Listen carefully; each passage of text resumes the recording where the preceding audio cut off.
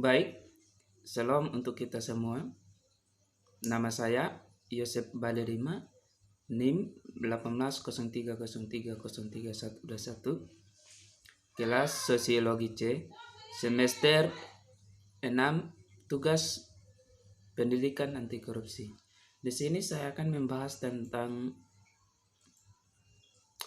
sistem korupsi.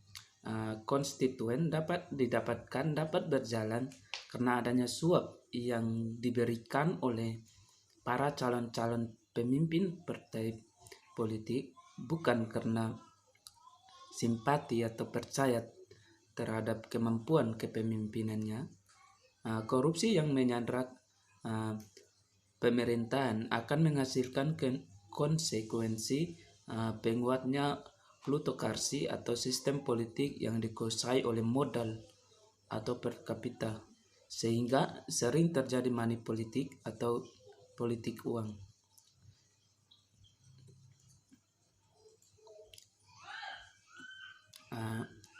Korupsi sebagai peluru politik. Perusahaan-perusahaan besar mempunyai hubungan dengan partai-partai politik yang akan dikenca perpolitikan suatu negara. Bahkan beberapa pengusaha besar menjadi ketua partai politik, sehingga seringkali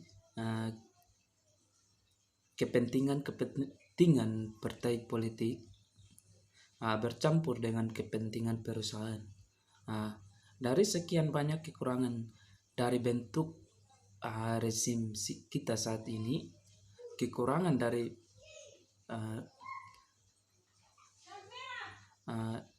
mungkin yang paling bermasalah adalah ketidakmampuan untuk memerangi korupsi secara efektif. Sesuai menurut Transparency International, korupsi adalah masalah serius. Pada tahun 2016, hanya 2 negara, yaitu Denmark dan Selandia Baru dari 176 negara bagian yang disurvei dapat mendapatkan nilai dari di atas 90%, setara dengan nilai A dalam kebersihan politik, dan lebih dari 2/3-nya mendapat skor di bawah 50%, yang menunjukkan bahwa mayoritas perwakilan pemerintahan menderita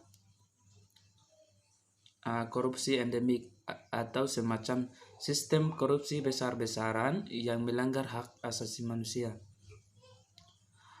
Korupsi telah direduksi secara efisien menjadi ekspresi yang paling terlihat dan jelas. Tindakan hukum yang melibatkan pejabat publik, tapi meski begitu, pengurangan korupsi politik menjadi serangkaian ekspresi yang bijaksana melayani ukuran yang dapat diandalkan dari fenomena tersebut.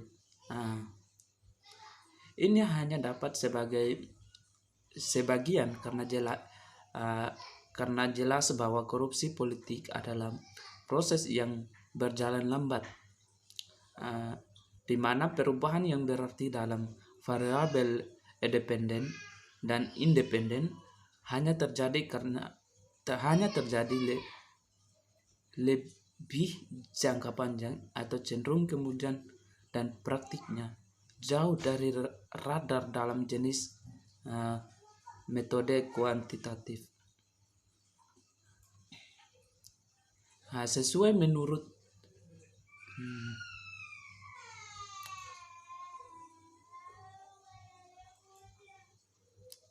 interpretasi elit publik, seperti yang dikatakan sebelumnya, korupsi politik yang sistematik seharusnya terjadi dipahami sebagai fenomena yang tak dapat dihindarkan. Itulah ancaman yang konstan terhadap kebebasan endemik di semua bentuk pemerintahan. Pengakuan atas proses tanpa henti ini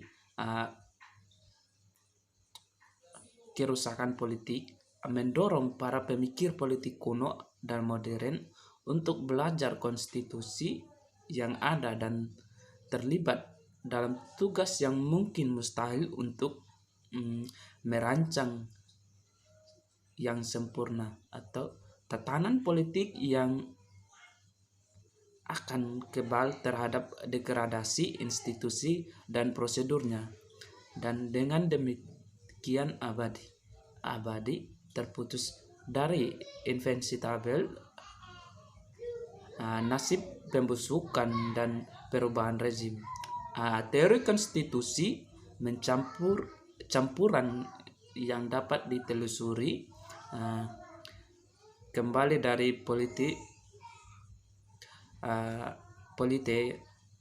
Politeia Aristoteles. Campuran oligarki dan demokrasi berasal dari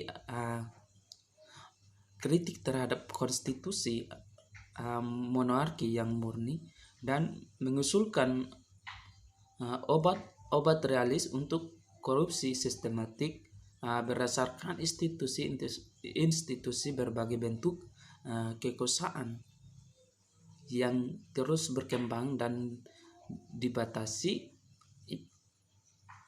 untuk memeriksa satu sama lain, mengikuti kecenderungan ekspansi untuk mereka sendiri daripada murni karena kebijakan dan kewajiban hukum.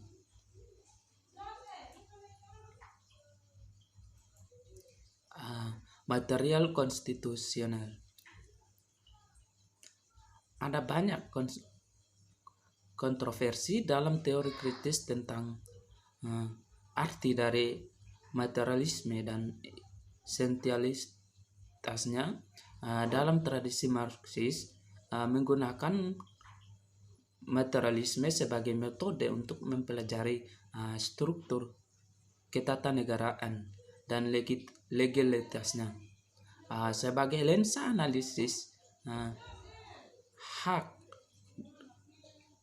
analisis pelaksanaan perorganisasian kekuasaan politik dan ekonomi, hak dan hukum sebagai tersusun dalam konjuktur tertentu yang dikondisikan oleh relasi kuasa yang ada dan terstruktur kebenaran ideologis mereka. Sebuah interpretasi materialisme dari konstitusi harus berasal dari pengorganisasian faktual dan yayasan lembaga yang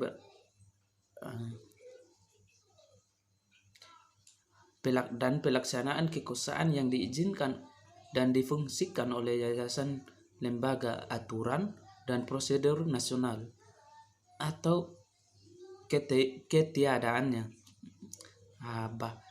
Bahan konstitusionalisme faktual, karena itu didasarkan pada gagasan bahwa organisasi kekuasaan politik tidak dapat dianalisis tanpa menghitungkan kondisi sosial ekonomi, struktur kekuasaan monik, dan bagaimana negara memungkinkan bahwa jenis tindakan sementara melumpuhkan orang lain menargetkan kelompok tertentu, tidak hanya melalui kriminalisasi orang-orang yang memiliki misalnya berkeliaran dan legalisasi orang lain, misalnya dana kampanye, tetapi juga melalui penegakan aturan dan penalti yang tampil sebagai penetral. Sekian dan terima kasih.